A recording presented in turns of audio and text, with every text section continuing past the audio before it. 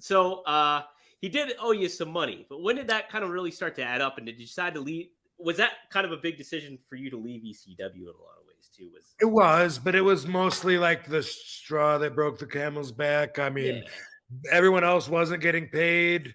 I still was, but I wasn't getting paid for the shirts and the royalties, and that was adding up.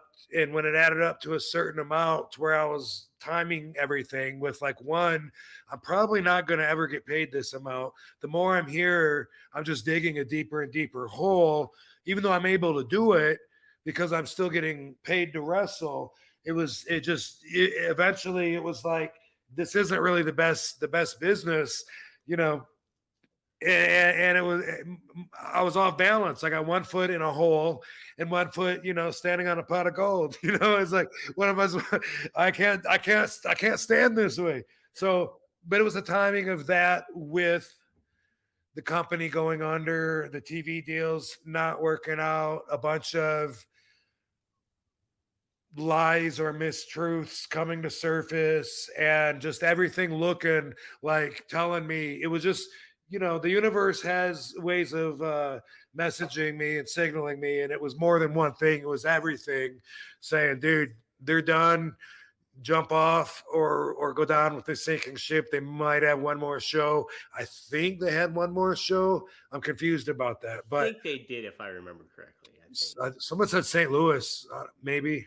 I don't know. maybe. Yeah, I can't. I don't know that, but yeah. No, I mean, no. That's the thing. A lot of the ways you can kind of see the lay of the land and be like, and you get that feeling too. You're like, all right, it's time for me to kind of move on.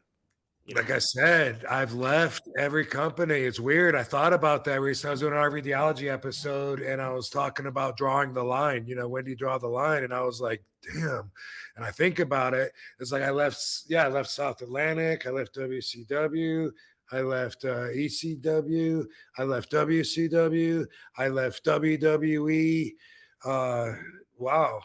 Arguably, even the last run I had with WWE, because in 2014, my second comeback, which was horrible, my second time making a comeback there, they were doing nothing with me. No, And I remember being at the very end, I said, I had said I could hit a couple more shows on top of what we agreed upon because it was a California run. And I got to a point when I finally had a meeting, which maybe arguably I could have done that earlier instead of waiting till the end and then blowing up and bitching about it.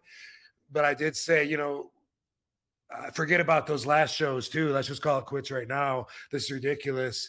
I don't know if I did those last shows or not, but besides that, I guess I walked out of pretty much like every stationary position that I could have been in because the universe was telling me that it's time. And that's something that I could probably sit and think of a couple of more times, actually, besides real jobs that I had as well that I quit because I was like, fuck this, and that's something, as I've always known when to draw the line. It's one way to look at it, to put a positive spin on being a quitter.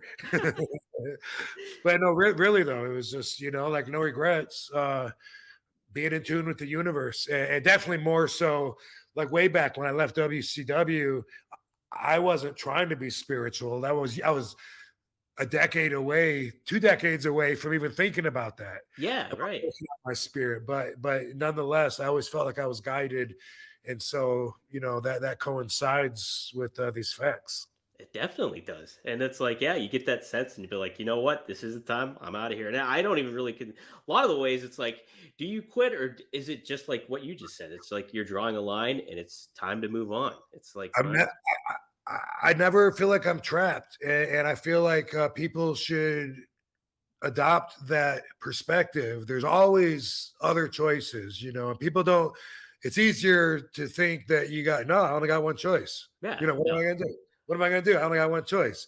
No, you got name some ridiculous choices. Let's start there. You know what I mean? Yeah. At least you got to have the imagination to realize there's some things you would never do, but you could. If you think way outside the box, right. Yeah, no, that's ridiculous. But hone it in a little bit, and you might get a little bit more realistic here. It's like, what am I going to do? Quit my job? I got a wife. I got kids. I got these bills. Okay, could you imagine you could quit your job and and walk away and never work again, right? You could do that. If you can fathom that, then dial it back a little bit. Consider quitting and getting another job, maybe, baby Right. step. Yeah. Little at a time here. A little at a time. You don't got to go the People whole feel that way though. I never feel Mm. like there's not another option. There's always other options. You may not like Absolutely. them. They may not be the right ones to do, but I never feel like I'm so trapped that I've only got one choice. You only get that. Yeah, absolutely. It's good. It's a great mentality to have. Jeez. RVDology a little earlier.